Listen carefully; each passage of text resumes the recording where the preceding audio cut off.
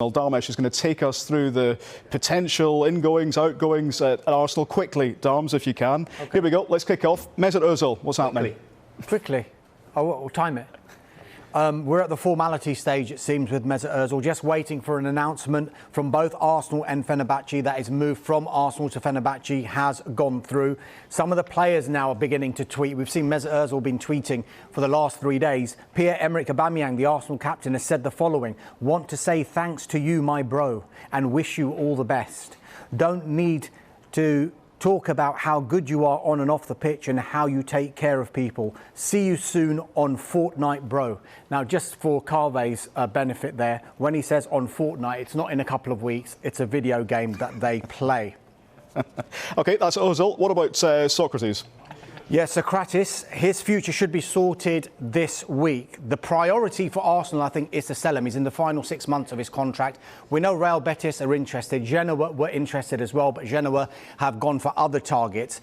The other thing that could happen with Socrates is that they could come up with a compromise for the remaining 6 months of his contract. So they could come up with a compromise where they pay up part or all of the remaining 6 months, and then he can leave as a free agent.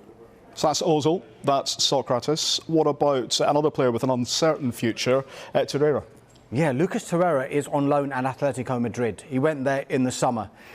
Edu, the technical director at Arsenal, is quoted as saying Arsenal is concerned about Lucas Torreira. That's because since his loan spell started, Torreira has only made 2 starts in La Liga for Atletico Madrid. And Edu has said that many clubs have contacted Arsenal about Torreira's situation. When he mentioned that, I don't think you can rule out Arsenal maybe cutting that loan spell short at Atletico Madrid and then maybe moving him on to another club where he would get regular first-team football. So if they were to sell him in the summer, he would maintain the value that Arsenal perceive his value to be. Look, as far as Lucas Torreira is concerned, there was nothing bad about his departure at Arsenal. He's very well liked by the coaching staff. He's very well liked by the players as well. It just seemed to be a good time for him to move on because he was having a few issues with the language. So as Mikel Arteta could speak Spanish to him, but relating all of the communications with his fellow teammates became a little bit of an issue, I'm told. So with that in mind, it was thought go to a Spanish-speaking country, Spain, obviously, and Atletico Madrid, but it hasn't actually worked out as they would have hoped. Only 2 La Liga starts so far.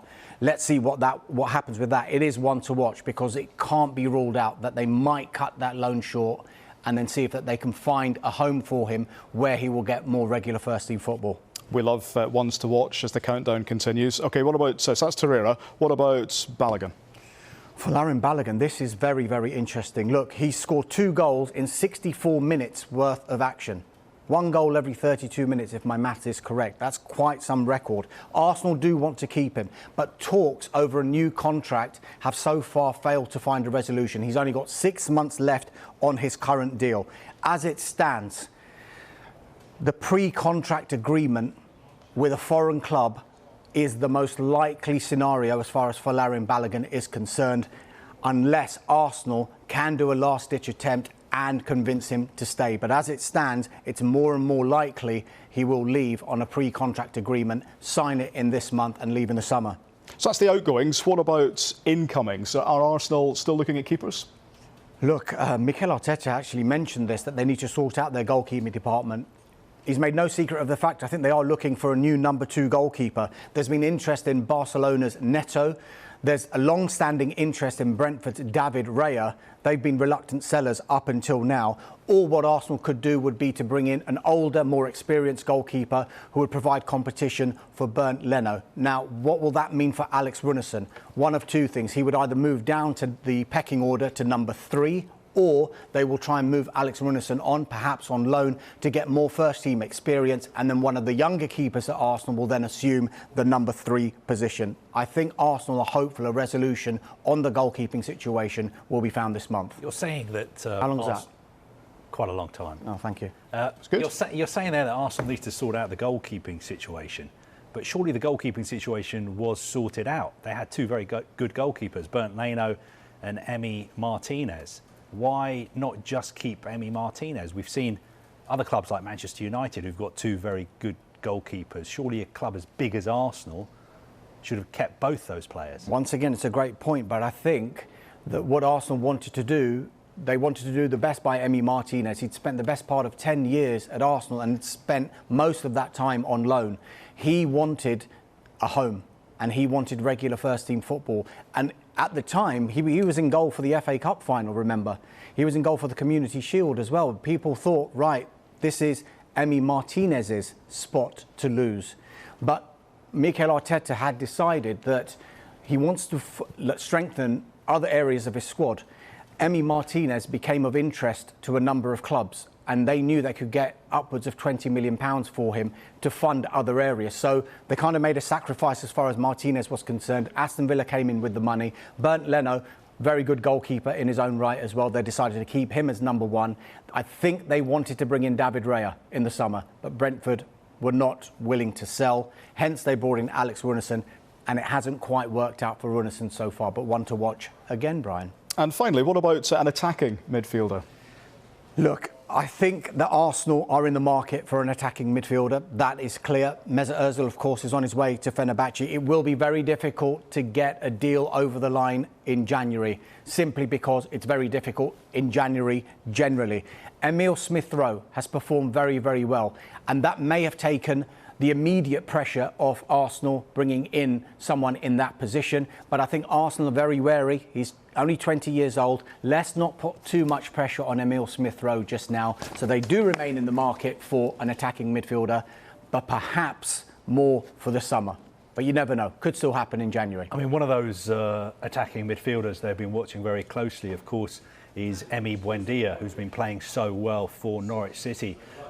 We've been told quite a few times this week that he is not a player who is for sale. Norwich City do not want him to leave this window. And interestingly, Daniel Farke, the Norwich manager, was speaking to us earlier today. And this is what he had to say when he was asked about the future of Emmy Buendia. No, nothing will happen for us. You're 100% sure of that? In this business, you can't confirm something with 100% guarantee anyhow. But I would label it with 99% because, let's be honest, it makes no.